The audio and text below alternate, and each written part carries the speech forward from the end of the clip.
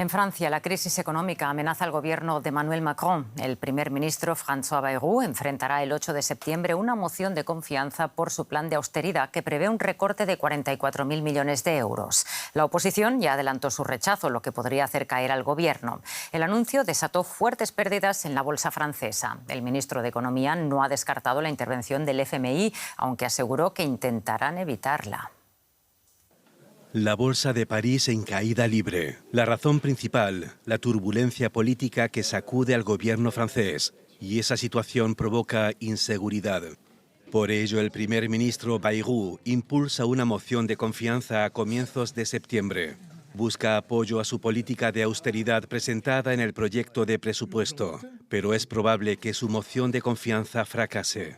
Es que la mayoría de los partidos de la Asamblea Nacional no están de acuerdo con los recortes de 44.000 millones de euros, al igual que muchos franceses.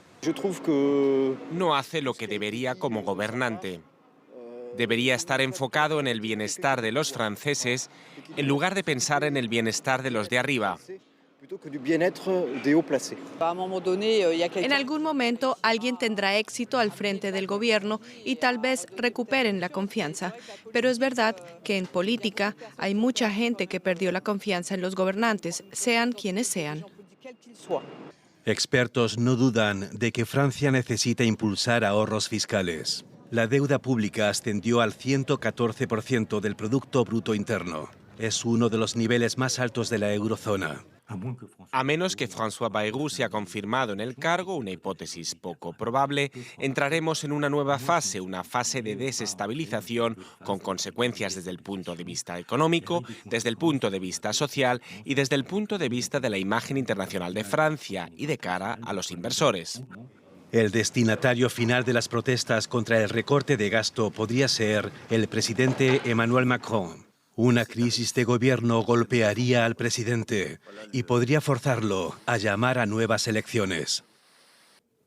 La crisis en Francia hunde la bolsa de París con un contagio al resto de plazas europeas. Nuestro compañero José David Navarro está en el parqué de Frankfurt. José, muy buenas. ¿Creen los mercados que el gobierno francés acabará cayendo?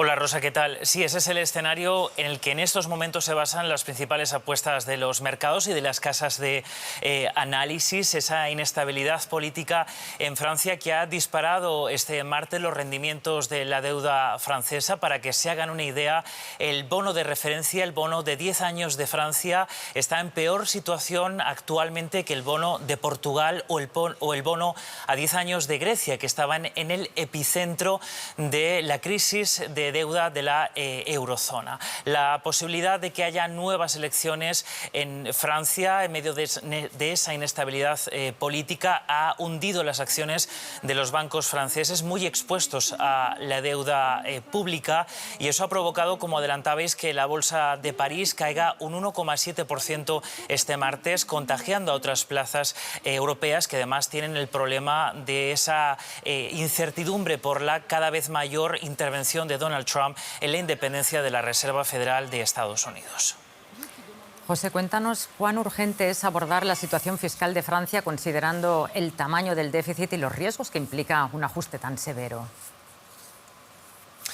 Sí, Rosa, pues la deuda pública de Francia supera el 114% de su Producto Interior Bruto. La inestabilidad política de la que estamos hablando dificulta aún más que esa deuda se pueda devolver porque, como les decía, el rendimiento de los bonos en el mercado está subiendo. El propio primer ministro francés, François Bayrou, explicaba esta semana que ha llegado un punto en el que Francia tiene que pagar, o la previsión para este año, 66.000 millones de euros en intereses de esa deuda. Para que se hagan una idea, eso es más de lo que va a destinar este año Francia a, por ejemplo, partidas como la educación. Si no se toman medidas, esa deuda, Rosa, va a seguir subiendo, y el propio gobierno está alimentando la idea de que si no se toman medidas podría haber una intervención del Fondo Monetario Internacional o también desde Bruselas, algo que tendría un daño reputacional enorme para la segunda economía del euro. Sin duda. Muchísimas gracias por ponernos estas informaciones en contexto, José.